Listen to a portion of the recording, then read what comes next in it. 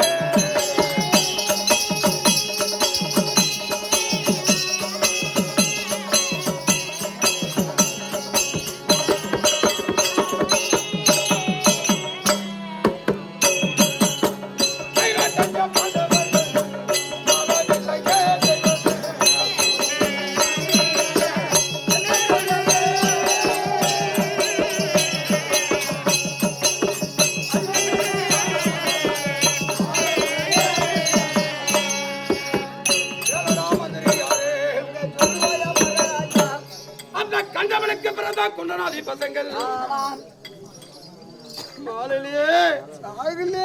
இந்த அவனி புவனியா 86 நாட்டையும் நானே ஆள வேண்டும் என்று என் மனதிலே எண்ணத்தை வைத்து மாலையிலே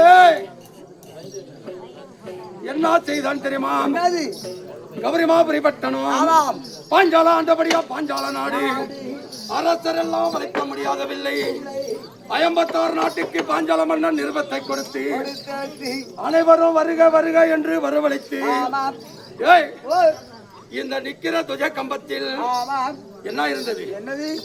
இந்த வில்லே யார் வளைக்கிறானோ, எவன் வளைக்கிறானோ அவனுக்கு இந்த பத்தனி பாஞ்சாலியா திருமணம் செய்து கொடுக்கிறேன் என்று கட்டளையிட்டு 56 நாட்டுக்கும் நிருபத்தை கொடுத்து வளைக்க அரசர் எல்லாம் வளைக்க முடியாதவில்லை. அந்த கண்டவனுக்கு பிறந்த குண்டனாதி பசங்கள் பிராமணன் என்ற ரூபத்திலே மாறி அந்த வில்லே வளைத்து பாஞ்சாலியே கைப்பிடித்தானே. என்ன செய்வது மாமா என்று என் அத்தானாகிய தகனி மாமன் இடத்தில் சொல்ல, சின்ன பையன் தானே? ஆமாடா, சின்ன பையன் வில்ல வளைக்க ஹோமுக்கு போயிருந்தியா? நீ வளைக்க தானே? என்னால வளைக்க முடியல. ஹோமுக்கு அப்படி அத்தானாகிய தகனி மாமன் இடத்திலே ஓடி சொல்லவும் என் அத்தானாகிய தகனி மாமன் என்ன செய்தான்? அந்த பஞ்ச பாண்டவரை எதுவுமே செய்யக்கூடாது, தந்திரமாக வரவழைத்து என் மகனாகிய லக்கரகுமாரனுக்கு பூநூலு கல்யாணம் என்று நிருபத்தை கொடுத்து வருக வருக என்று வரவழைத்து நாங்கள் என்ன செய்தேன் தெரியுமா? இந்த பஞ்சவரை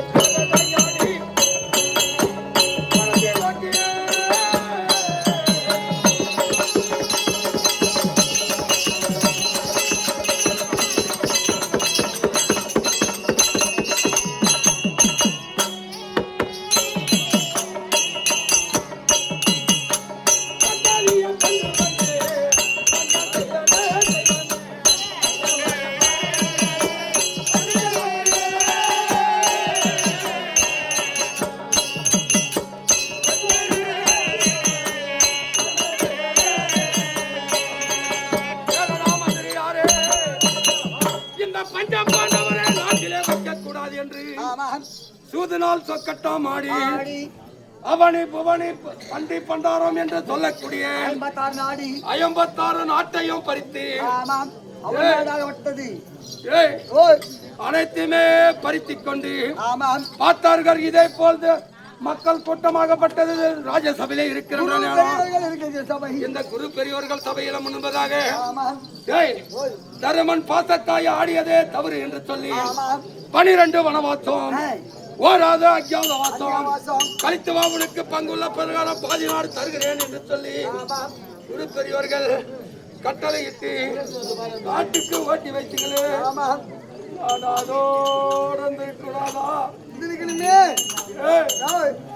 அதோடு இருந்துங்களா? வேற என்ன செஞ்சீங்க? முதலாக காட்டை விட்டு 13 கழித்து எனக்கு பங்குள்ள பிரகாரம் பாதி நாடு தா என்று சொல்லி உலக மகாமுனிவரானவர் தூது வந்திருந்தார்.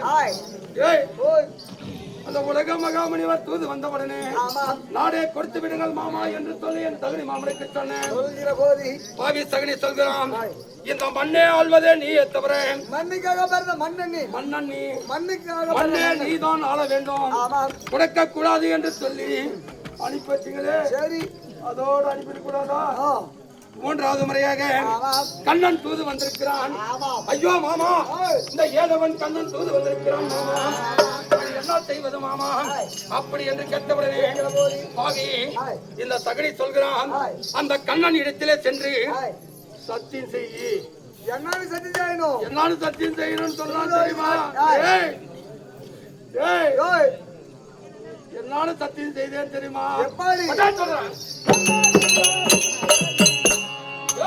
18 18 நாள்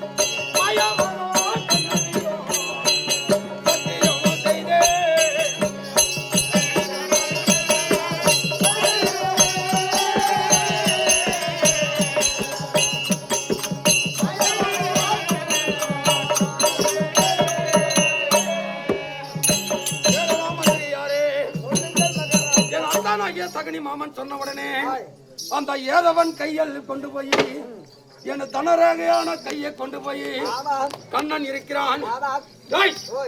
18 நாள் 18 நாள் சண்டை. 19வது நாள் யார் நாட்டில் இருக்கிறார்களோ இந்த மண்ணே அவர்களே ஆளட்டும் அப்படி என்று சத்தியத்தை செய்து கொடுத்து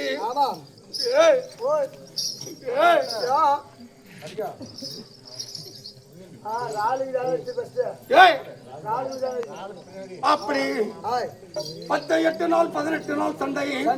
19 நாள் யார் நாட்டில் இருக்கிறாங்களோ அவங்களே நாட்டை ஆளட்டும் அப்படி என்று நான் சத்தியம் செய்தவுடனே என் கையில் இருக்கக்கூடிய லட்சுமி ஆகப்பட்டது.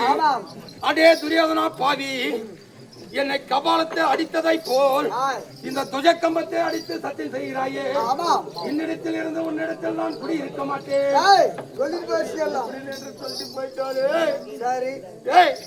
அது மட்டும் இல்லை, என் தாத்தாவாகியப்பட்டவர் 886 ஆயுள் படைத்தவர் பீஷ்மாச்சாரியார். முதல் நாள் சண்டையிலே இருந்து 10 நாள் சண்டையே செய்து வெற்றியே கொடுக்கிறேன் என்று சொன்னாரே. மனம் எப்படி ஆயிருக்குது? இந்த எல்லாமே ஆகணும் கண்ணே. எப்ப இப்படி போச்சு அப்பயே போச்சு. நான் என்னடா பண்ணேன்?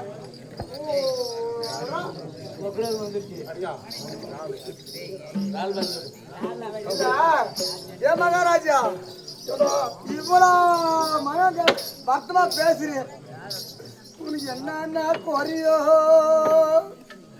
அப்படின்னா என்னடா?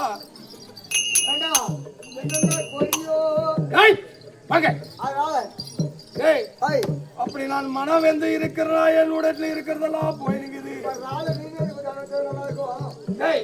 அதனால சீக்கிரமாக சென்று நம்ம நாட்டுல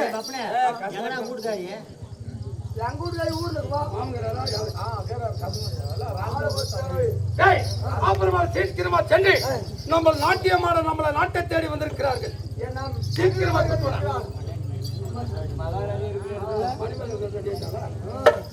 அப்புறமா சீக்கிரமாக சென்று என்னுடைய மனைவி திருவரண பான்மதி சொல்லக்கூடிய அனைத்து பேரும் கூட்டு வர ஆமா, பெருந்தலைவர் பால் குடிக்காது.